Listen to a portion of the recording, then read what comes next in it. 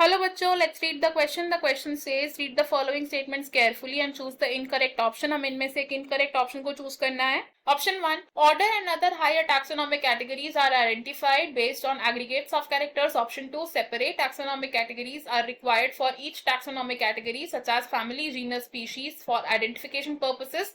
Option 3. Manuals provide index to the plant species found in a particular area. Option 4. Growth cannot be taken as a defining property of organisms. तो अगर हम बात करें इस question में use होने वाले की कॉन्सेप्ट की, तो the key concept will be taxonomy and characters of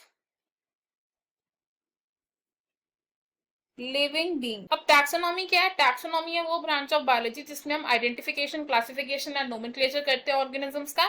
and basic characteristics of living beings क्या है? It is metabolism, growth, reproduction, consciousness etcetera. अगर हम बात करें हमारे फर्स्ट ऑप्शन की, तो जब हम ऑर्गेनिजम्स को क्लासिफाई करते हैं हम उन्हें असाइन करते हैं डिफरेंट रैंक्स, या हम बोल सकते हैं डिफरेंट कैटेगरीज. एंड हमारे पास कितनी बेसिक कैटेगरीज हैं? वी हैव 7 रैंक्स या 7 कैटेगरीज. एंड ये कैटेगरीज कौन कौन सी हैं?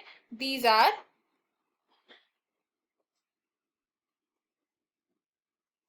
Kingdom, phylum, class, order, family, genus and species. अब किंगडम है हमारी हाईएस्ट रैंक एंड स्पीशीज क्या है हमारी? Species is the lowest rank. Organisms की आइडेंटिफिकेशन कैसी होती है? Based on aggregate of characters, यानी कि जो ऑर्गेनिजम्स में कॉमन कैरेक्टर्स हैं उनके बेसिस पर हम ऑर्गेनिजम्स को आइडेंटिफाई कर सकते हैं in order and the other higher classes. Secondly अगर हम बात करें ऑप्शन 2 की, तो की क्या होता है? की है एक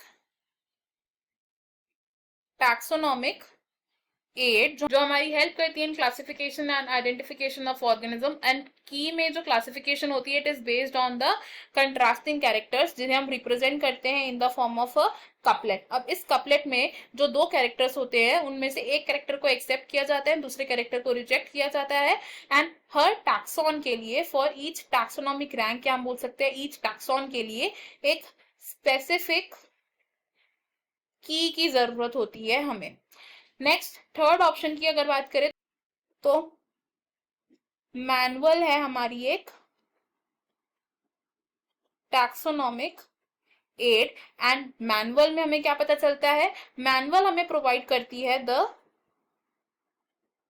information for identification of names of species found in an area. यानी एक एरिया में जितनी भी स्पीशीज पाई जाती हैं उनके बारे में इंफॉर्मेशन कौन प्रोवाइड करता है? एक मैनुअल प्रोवाइड करता है. और अगर हम बात करें इंडेक्स टू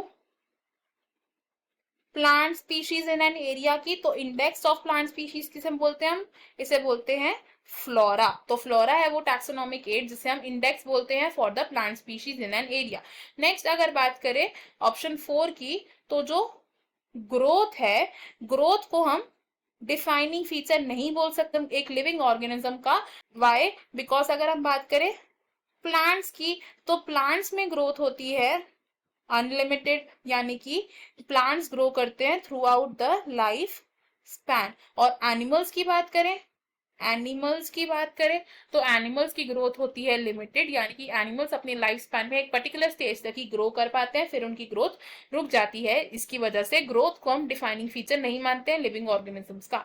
अब अगर हम बात करें अपने ऑप्शंस की, इनमें से हमारा ऑप्शन 1 रॉन्ग हो जाएगा बिकॉज एक करेक्ट स्टेटमेंट गिवन है हमें.